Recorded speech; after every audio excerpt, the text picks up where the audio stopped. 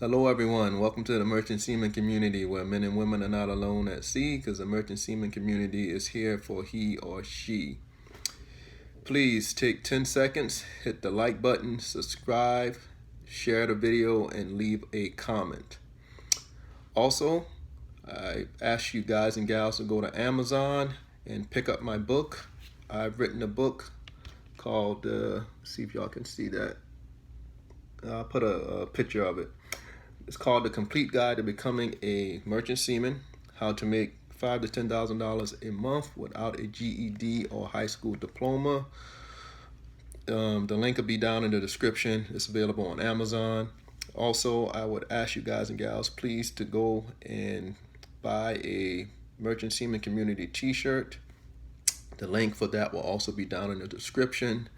As I help you guys and gals reach your goals, I ask you please to support me and help me reach my goals as well. Okay, in today's video, we're going to be talking about the complete process of how you're going to go about getting a job on a ship with SIU, Seafarers International Union. Now, the process of how to get a job with the SIU, it should be the same with other unlicensed unions. It should be the same and or similar, and it should be the same with licensed merchant seaman unions as well. It should be similar and or the same.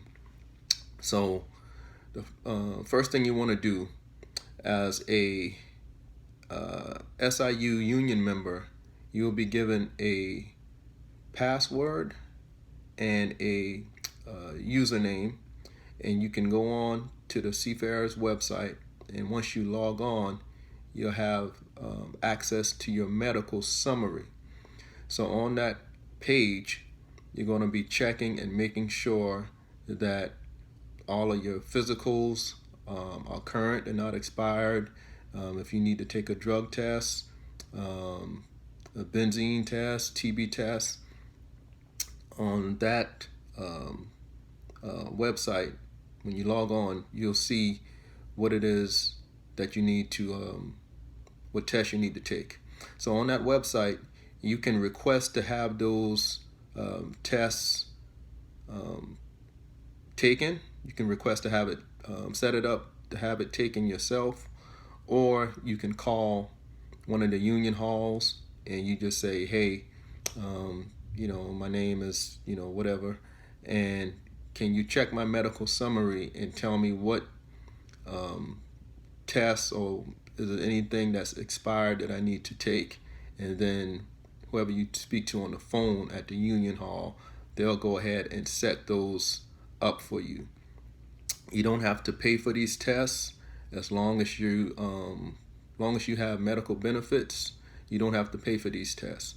And the way you keep your medical benefits with the SIU, you have to sail at least 90 days every year to keep your medical benefits current. Now, once you've done that, it would also be a good idea to look at all of your other documents to make sure that they're not expired, make sure everything is good with them. You're going to be checking your MMC. You're going to be checking your TWIC card.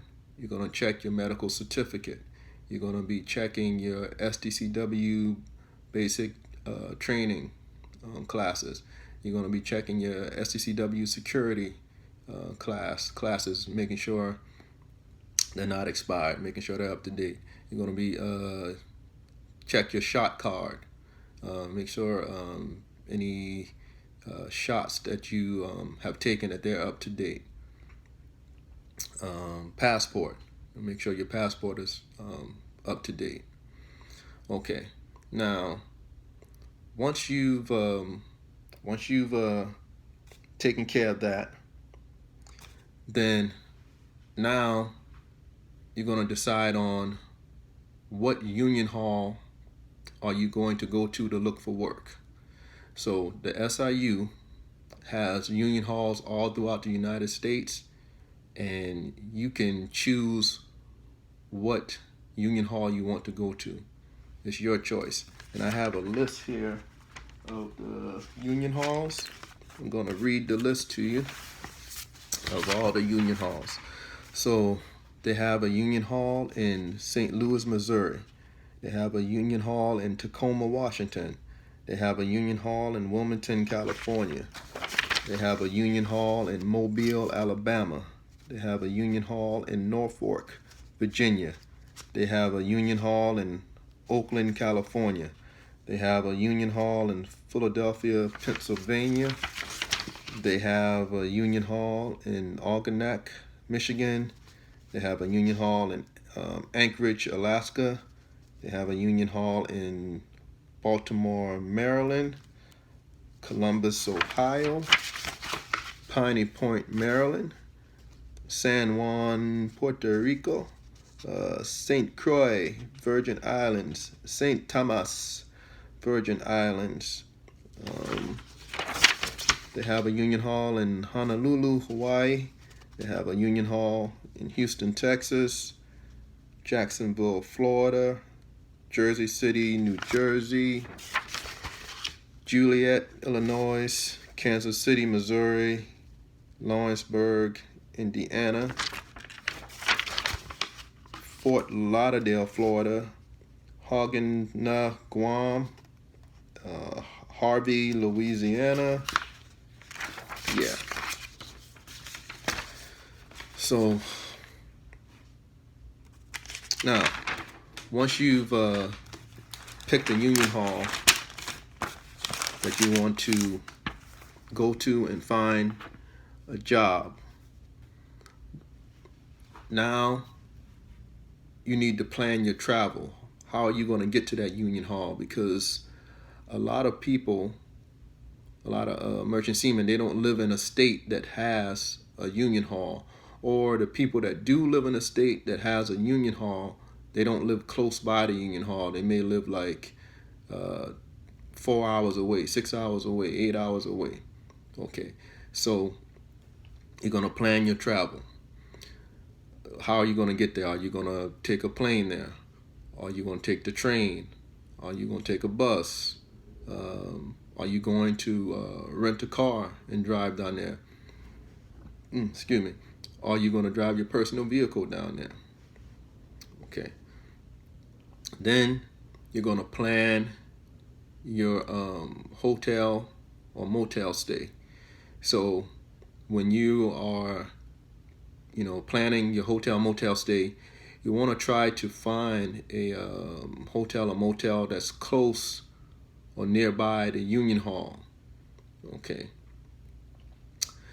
And also, while you're looking at hotels and motels, making sure that they're close to the union hall, you want to also try to find one that's nearby the union hall, but also, close by some restaurants or grocery stores, maybe even a Walmart. So, you'll have some places that you can go to eat when you're down there.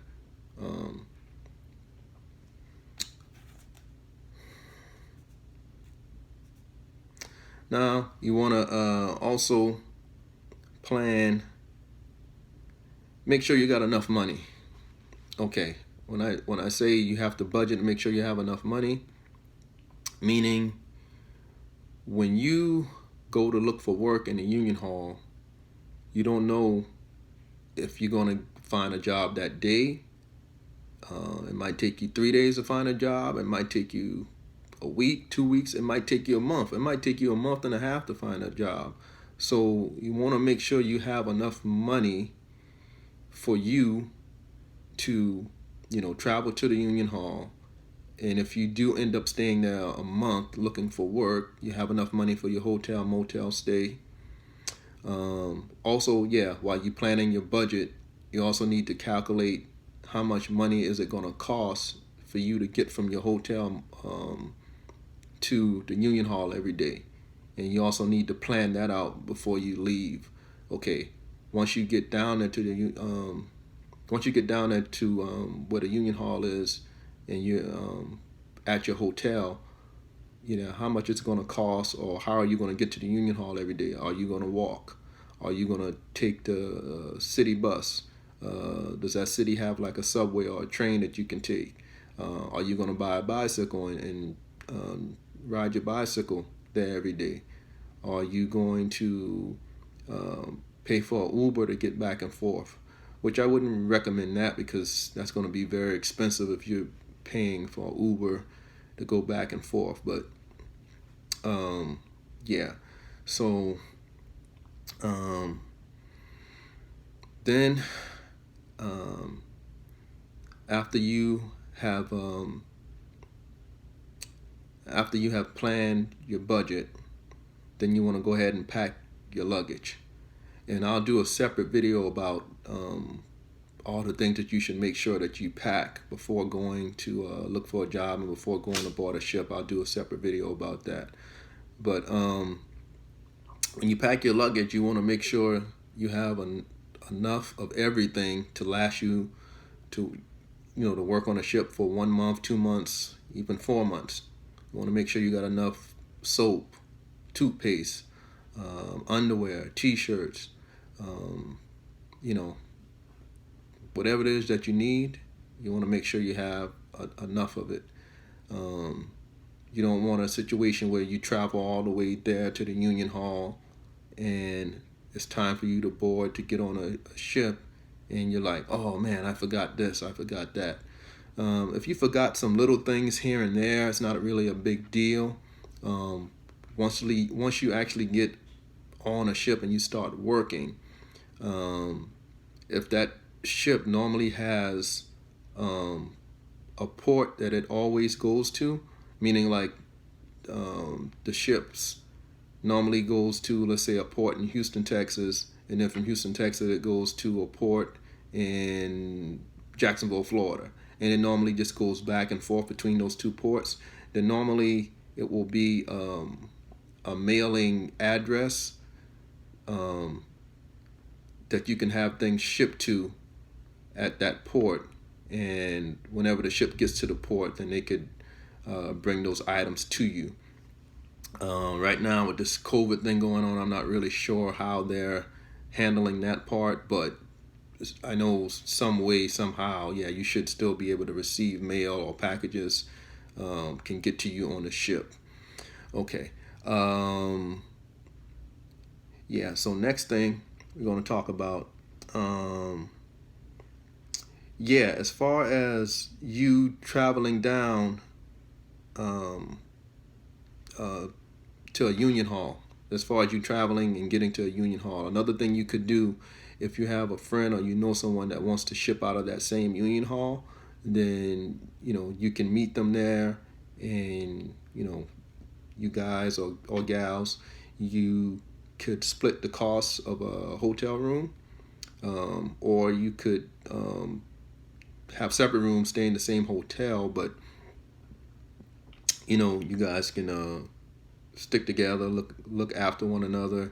You could go to the union hall together in the mornings, leave in the afternoon.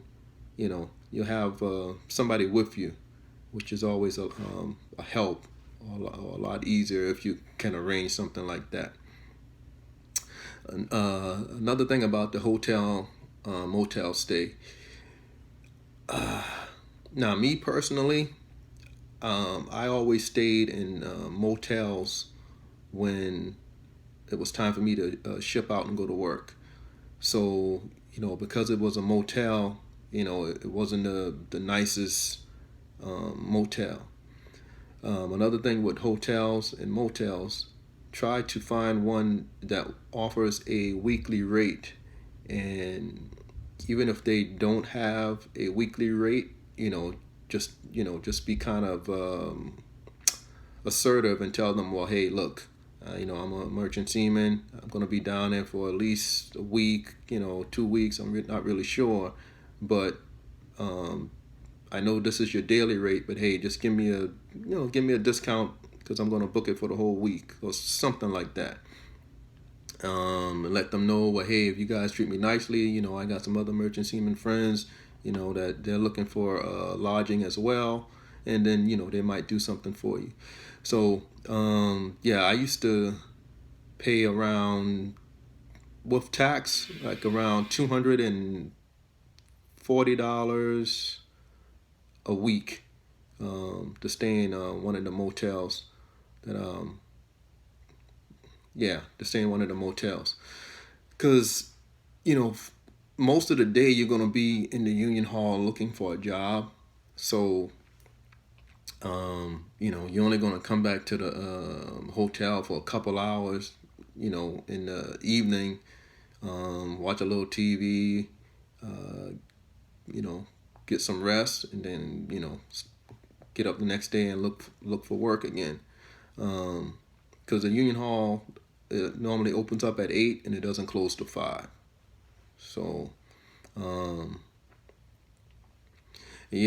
then another reason why I always stayed in a motel, because like I said, every day that you're down there looking for work,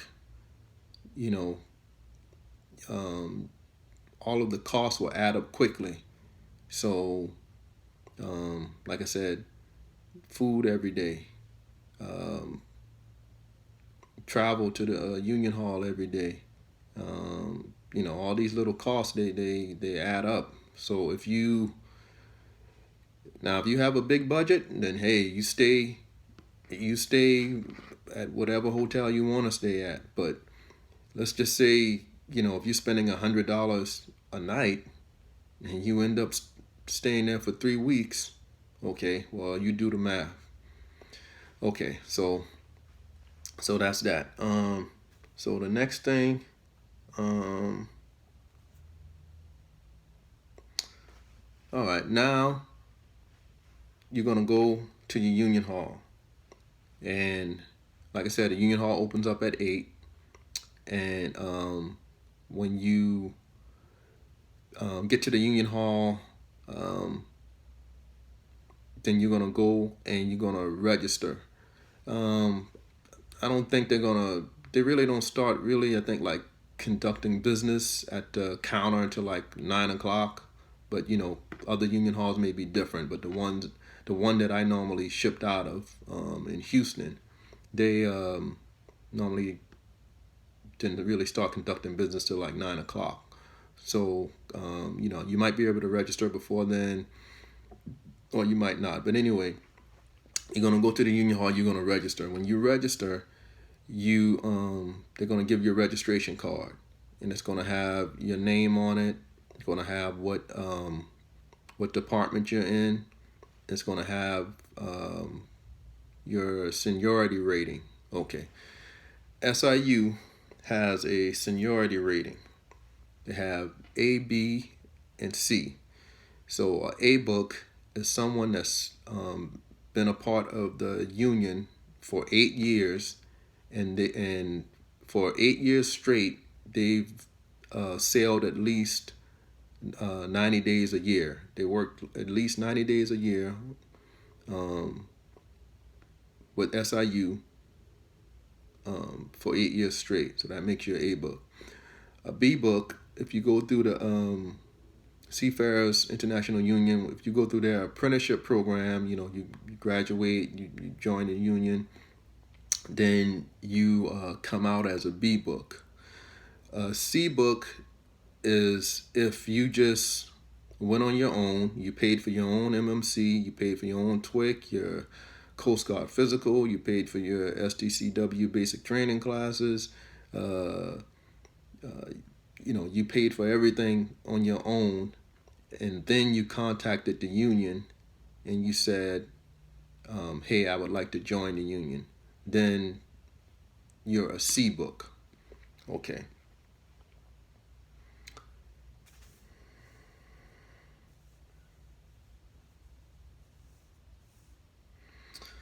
Okay, so the union hall, like I said, opened up at 8 o'clock, closes at 5 o'clock. Now, starting at 9 o'clock, they start doing a job call. So a job call is pretty much, you'll have these big TV monitors all throughout the union hall, and it'll be a list of jobs, and a list of jobs in all the departments. Okay. So at 9 o'clock, any job that's available, they're going to announce it, and they're going to ask, okay, does anybody want this job? Okay. If you see a ship and you want the job, then you take your registration card up to the counter, and then if nobody challenges you, then you get the job. So okay, so yeah, let me explain how that works. So like I said, so at 9 o'clock they're going to do a job call, and then at 10 o'clock they're going to do a job call, and at 11 o'clock I think they do one at 12, and then they're going to cut it off. They won't do another job call until, no, I think they cut it off at 11, but every union hall is different. I don't really remember, but I think they might, after the 11 o'clock job call, there won't be another job call until 1 o'clock. And then there'll be another job call at 2 o'clock, at 3 o'clock, and then 4 o'clock. Okay. Now, you can only say you want a job or apply for the job during the time of a job call. So meaning like at 9 o'clock or 10 o'clock or one of those hours, you can go up there while they're announcing it. You can say, hey, I'd like to have that job. Okay. Now, if an A book goes up there and a B book goes up there and they turn in their registration card and they both want the same ship, then if the A book, if his physicals are current, his drug tests are current, his MMC, if everything is current and correct, then because he's an A book, the A book will get a job. Now, however, if the A book has his MMC is expired, he needs a drug test, his physical is not current, then the B book could get the job. Now, if two A books go for the same job, or two B books go for the same job, or two C books go for the same job,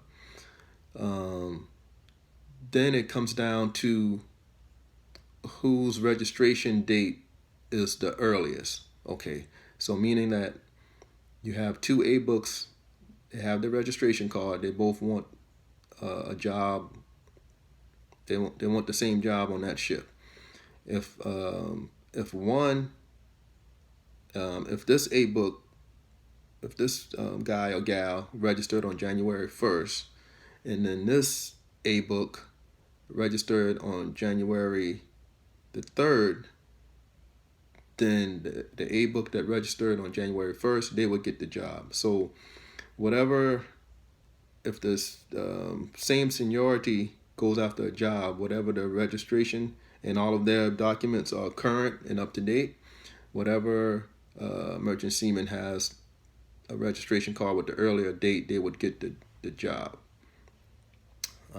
Yeah, so, and when you register, your card is good for 90 days. So, yeah, so that's how that works. Okay, now, so I'm going to explain to you the process of how I used to decide what ships, if I wanted to go on a ship or not. Just like I said, this was just my personal method. You don't have to do it, or if you think it's helpful, then yeah, then do it. But you decide what you want to do, because there's a lot of things that factor in to your decision as well. Okay, so let's say let's say it's 8:30, right? 8:30, and like I said, they're not going to do the first job call until 9 o'clock. So at 8:30, you look up at the monitor and you see that it's a job for your position, and you see that's a job for your position, and you're thinking about taking that job. So the first thing you could do is you can ask a friend, ask somebody in the union hall, hey, do you know anything about that ship? So that person might say, oh yeah, yeah, I know that ship. Yeah, that's a bad ship. The rooms are small. The rooms are dirty. The cook on the ship is not good. The rooms are too cold. They never had hot water. They never have hot water in the shower. Okay, now when someone just because that person had a bad experience on that ship, that doesn't necessarily mean you're going to have a bad experience on that ship. So also, when somebody's telling you that, you have to look at their motives behind telling you that. If this person is a lazy person and not a hard worker, and then yeah, of course that they had problems when they went on the ship. Or if this person, they might just be trying to discourage you from going on that ship because they want one of their family members or friends to get that ship. So they might be telling you that to discourage you so you don't go after it. Okay. So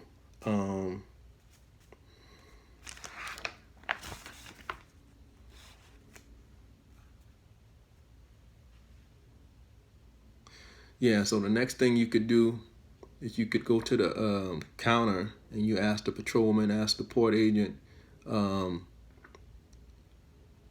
let me take a look at the contract for that particular ship you're thinking about. Okay, so you go and look at the contract, and you go and you look at what's the base wage. Okay, and then now if you look and you see that the base wage is $4,000 a month, and then next you're going to look for the overtime rate. If the overtime rate is like $25, $27 an hour, okay, then you're going to make pretty good money on that ship, provided that ship gives you overtime every day, which 95% of the ships, all of them give overtime every day, or at least 4 hours overtime every day, and Saturday and Sunday is 12 hours a day, depending on the contract. But most contracts you had to be 12 hours a day. So yeah, you're gonna be checking and asking those questions. Hey, does this ship give overtime every day? Okay, all that stuff. So, all right, now after that, you can after you find out about the pay, then once you become a union member, Seafarers International Union member, then it's a private Facebook group called Sailor Gang.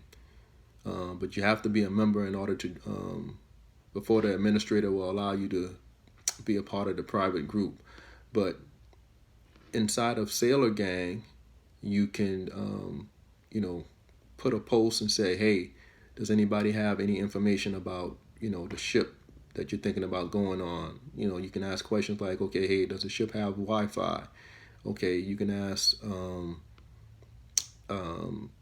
whatever department that you're working in. Let's say you're an engine. How's the supervisors in the engine department? How's it? You can ask, what's the normal run of the ship? Does the ship normally go to the same two ports back and forth? Picking up a load, dropping off a load, picking up a load, dropping off a load, or does the ship bounce around? One time it's at this particular port, the next time it's at another one, then the next time it's at another one. Does the ship bounce around? You can ask, okay, does the ship just stay, up and down the East Coast, or just in the Gulf of Mexico, or up and down the West Coast? Does it stay in the States, or does the ship go overseas? Okay. yeah, so you can, ask questions like that, and you can also confirm with them, hey, do you get overtime every day? Um, different things like that. And you can also ask them, some of their duties on the ship. Hey, do they make you guys do this? Do they make you guys do that? Guys or gals? Yeah. So that's that. So that's what I would do next. Okay. Then after that, it's it's two apps that I used to use. One of them is free, and the other one it costs I think like less than $10. Um, but one of them is called Ship Tracking, and the other one is called Marine Traffic. So I use those apps because you can see the current position of the ship. You can see what type of ship it is, whether it's a oil tanker, whether it's a bulk carrier, whether it's a container ship. And you can also verify, and you can see what ports that ship always goes in and out of. Another thing that's good about that app is that if you end up taking a job, and let's say they tell you, okay, you're going to be reporting to the ship on Wednesday, and then let's say Monday or Tuesday morning, you're looking at the app and you see that the ship is in the middle of the ocean, then okay, well, yeah, I'm supposed to board tomorrow or Wednesday, but right now the ship is in the middle of the ocean, so I know there's no way I'm gonna board or get on the ship tomorrow. So yeah, that's another good thing about those apps. Okay.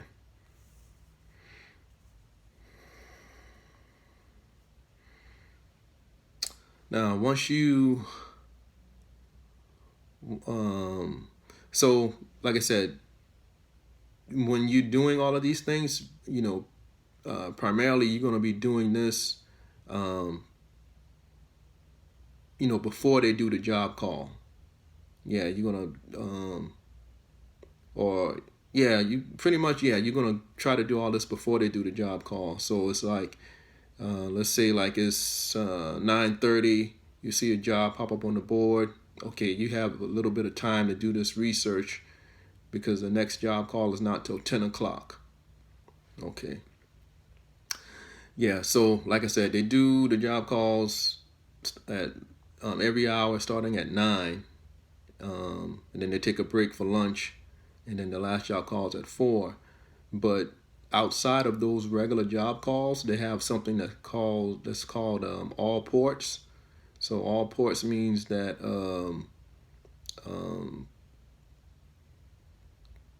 it's a job that they posted in all of the union halls throughout the United States, and it's anybody that wants that job, they have a chance to say that they want it, but you don't have to wait. You can, as soon as you see it pop up on the screen, you can inquire about it and say I want the job. You don't have to wait for a you don't have to wait for the official job call on the hour if you see a job that says all ports. Okay.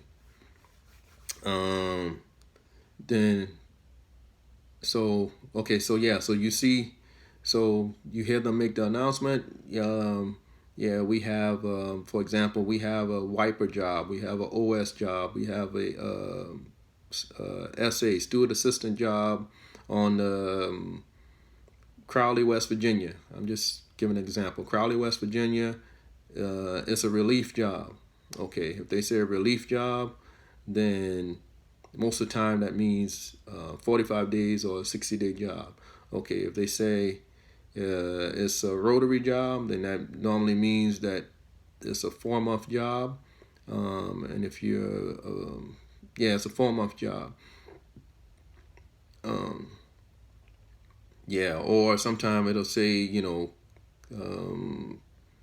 days, very rare occasions, but yeah, it's possible. It might say 10 days, 20 days, whatever it is.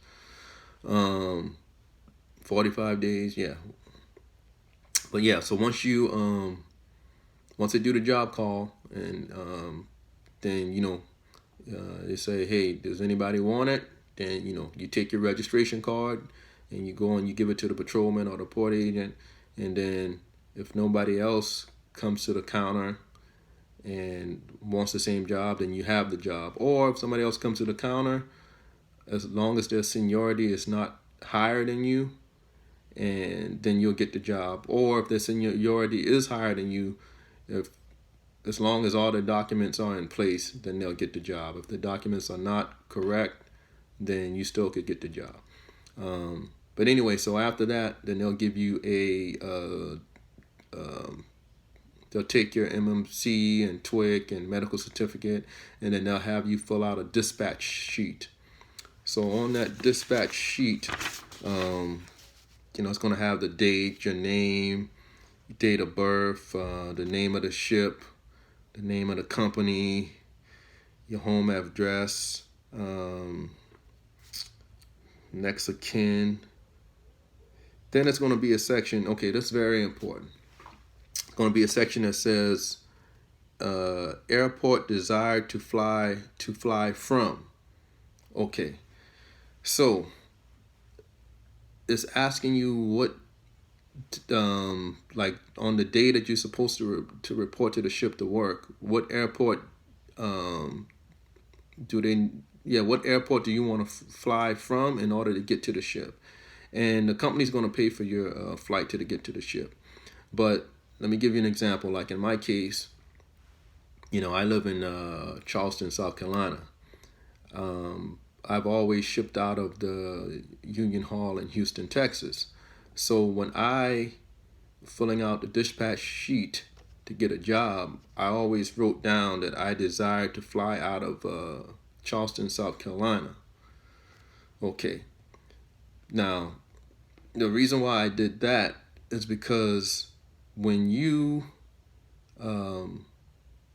get a job, let's say if it's going to be, let's say they don't want you to report to the job for at least a week, 2 weeks, or 2 weeks and a half, then because